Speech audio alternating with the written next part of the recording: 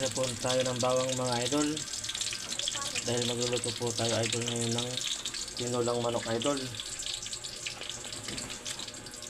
Yan idol, oh. Tinulang manok idol. So, mamaya yung gulay po idol na yan. Yan.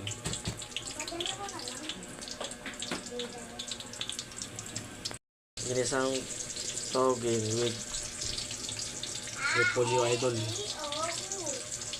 Sa itong idol yung tinula ng aking mga dunakis idol.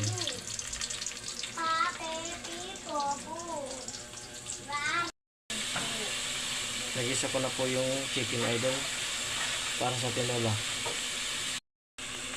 Ayan ko na siya idol ng konting asin idol para magkaroon na po yung lasa ng karne ng manok idol habang ginigisa sa idol.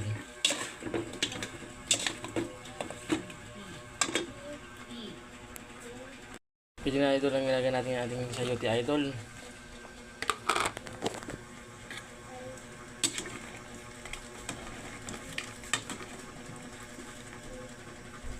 Saka nor cubes para lalong lumasa idol.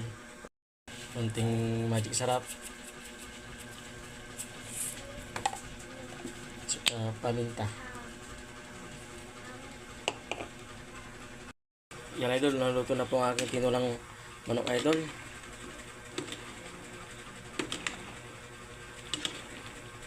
Ang bango idol ang tinulang na manok.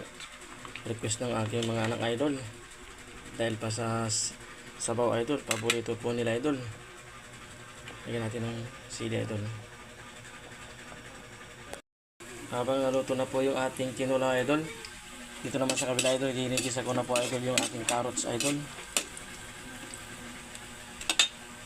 Pwede ko nang ilagay idol ng ating repolyo idol.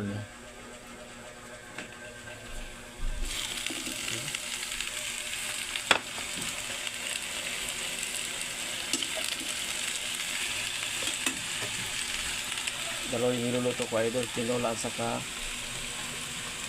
repolyo with toge.